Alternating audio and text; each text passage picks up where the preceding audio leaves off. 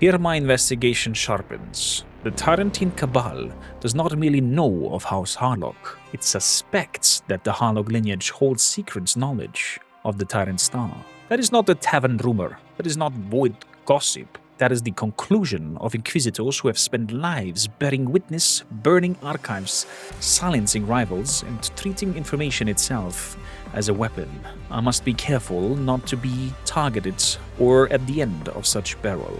The Haarlocks crossed boundaries, they dealt with unknown worlds, they gathered forbidden lore, they battled Xenos, and, according to the records, acquired technologies and secrets from them. Their bloodline touched Quadis, Dusk, the Corona's Expanse, and the Calixis Sector, and places the archive only hints at. A rogue trader dynasty like that is not just a family. It is a moving vault. Its ships are vaults, its estates, its dead, and its sins are vaults. And Erasmus Haarlock, last of the line, opened too many of them. So the link is not weak, it is 3 strong chains. First chain is the House Haarlock and is ancient deeply tied to the Calixis Sector's history. Second chain is the Tyrantine Cabal, suspects the Haarlock possesses secret knowledge of the Tyrant Star. And the third is Erasmus Haarlock directly sought Komus after the Dusk Hag told him it held the answer to his impossible desire. I guess that is enough to justify Zerba's attention and why I'm sitting here collecting all this information. It is also enough to kill for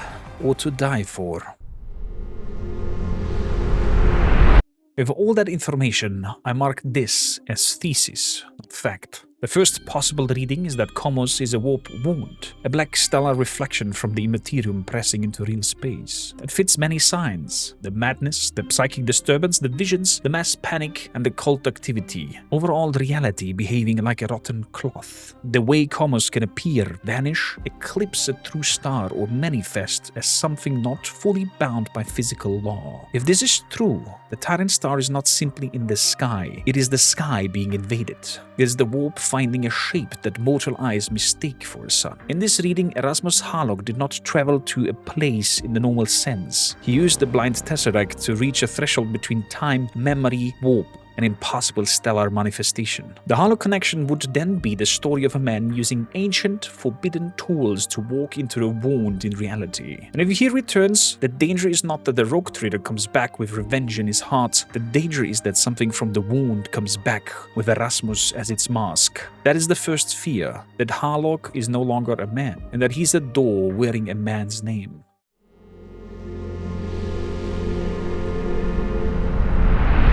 My second thesis is a bit colder. Komus may not be demonic, it may be artificial, Xenos engine, a weapon, maybe a prison, a cosmic mechanism made by hands that were never human and minds that never needed the warp to commit horrors. This is a mistake that many Imperial citizens make. They believe the warp is only darkness. It is not. The galaxy has been old for a long time. There are ruins older than Terra's memory, machines older than mankind's courage, and species that carved laws into reality before our ancestors learned to fear the night. Just putting these words to thought makes me feel dirty and like a heretic. May the All-Father preserve me. House Haarlock is dangerous under this thesis, because rogue traders are exactly the kind of people who find such things. They cross forbidden borders, claim dead worlds, trade in relics, they put unknown devices into private vaults and call it inheritance. For example, this blind tesseract itself was found in the ruins of a pre-human civilization. The detail matters. Erasmus was already using something not made for human hands when he sought the answer to his grief. If Komus is connected to such an artifice, then the Haarlock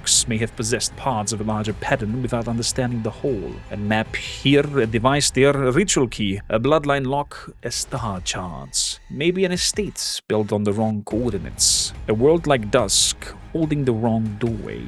In this reading, Erasmus was not a sorcerer knocking at the warp's gates. He was a desperate man operating an alien machine whose purpose he did not understand. And the Calixis Sector may be standing inside the radius of that machine.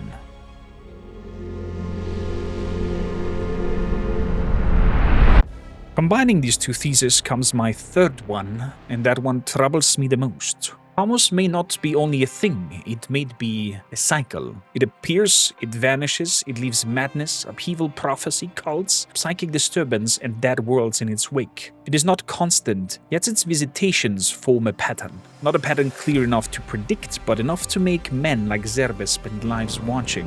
What if Erasmus Haarlock did not merely enter Komus? What if he became part of that cycle? The archive says the door can only be opened from one side.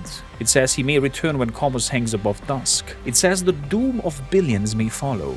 That sounds less like travel and more like alignment. The correct world, the correct star, the correct hour, the correct blood, and the correct door. The Rogue Trader's legacy may not be a treasure or a curse or a family secret. It may be a returning mechanism. Every Haarlock holding, every old device, every sealed chamber, every dead heir, every murdered branch of the family tree may have become part of a ritual shape Erasmus carved through history with his own knife. He killed his bloodline. What if it was madness? What if it was vengeance?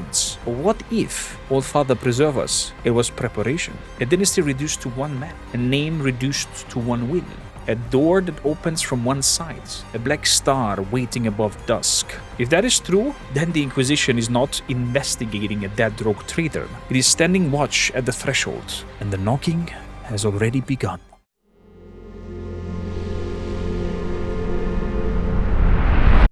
I mean, I am no scholar of the schola. I do not dress thought in perfume.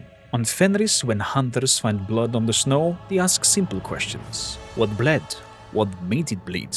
Where did it go? And is it circling back? The Haarlock trade has blood on it. Mordecai Haarlock receives a warrant in the age of civil and religious catastrophe. Solomon Haarlock stands near the discovery of the Calixis Sector. The house spreads into wealth, conquest, void travel, Xenos lore, forbidden devices, and ancient holdings. The line tears itself apart. Erasmus loses his wife and daughter. Erasmus kills his kin until only he remains. He searches forbidden lore. He finds the Tesseract. The blind Tesseract leads him to the Dusk Hag. The Dusk Hag points him towards Komus. Erasmus opens a way, and Erasmus vanishes. The Tyrantine Cabal suspects the Haarlocks held secret knowledge of the Tyrant Star, and now I, Noris Ironhowl, Kerl of Fenris, an acolyte of the Inquisition, am ordered to read what better men sealed away. I don't think this is coincidence. There are no coincidences with the inquisitorial archives, only connections not yet proven and a corpse not yet named.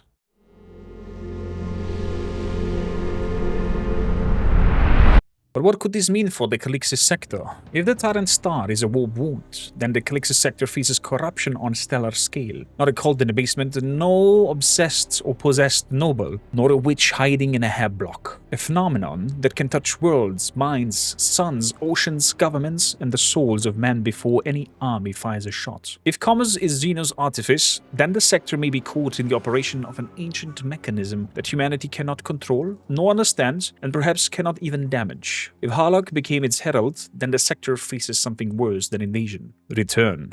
The return of a man who entered the impossible with grief as his compass and hatred as his fuel. The return of a rogue trader who knew too much, owned too much, and killed too much, and may have traded his humanity for a final answer. This is why the Haarlock name matters. This is why Zerbe watches. And this is why the Tyrantine Cabal raises fragments, hides, and murders over knowledge. I just hoped I will not become one of their targets. Because the wrong truth, read by the wrong mind, may not enlighten, but it may invite. I close the archive slate and I still see the words behind my eyes. Komus, Dusk, Haarlock, Return, Doom of Billions.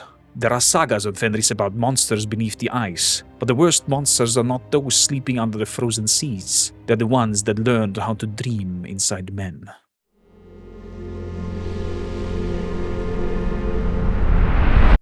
And this is where I swear my oath. I was not chosen by the sons of Rus. That truth is a stone I carry. Once, I thought service as a Kyle might make me worthy of a greater calling. I thought if I endured the void, guarded the convoy, kept faith, killed well, and stood firm, perhaps the eyes of the Sky Warriors would fall upon me. They did not. Then the convoy broke. Fenris fell away behind me. The Calixis Sector opened like a wound. occult signs found us. The Black Star's shadow touched my fate, and Anton Zerbe's servants gathered what remained. Now I understand something I did not understand when I first entered Bastion Serpentis. A saga is not always given by the whole you wanted. Sometimes it is dragged from the sealed vaults. Sometimes it is written in the margins of forbidden reports. Sometimes the skald is a dead scribe, the meat recycled water, the fire is a lumen globe. The beast you hunt is a star that should not exist. So be it, I will read, I will hunt, and I will follow the Haarlock trail from Quadis to Dusk, from the blind Tesseract to Komus, from the dead kin to the dead stars. And if Erasmus Haarlock returns from wherever darkness took him, I will be there with blades ready and oath remembered. Not because I think myself worthy, but because worth is proven in doing, and I have a saga yet to write.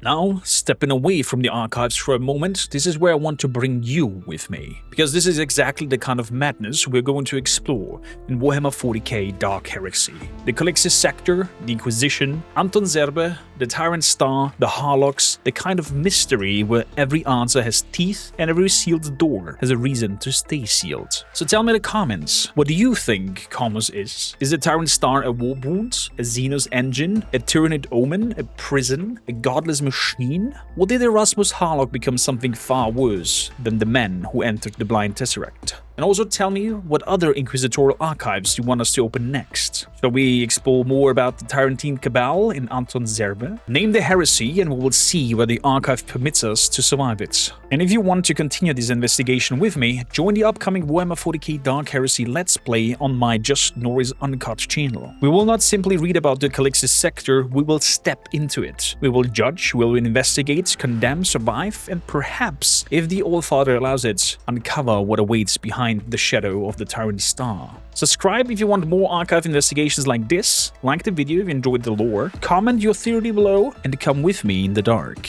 The archive is open, the Black Star awaits, and innocence proves nothing.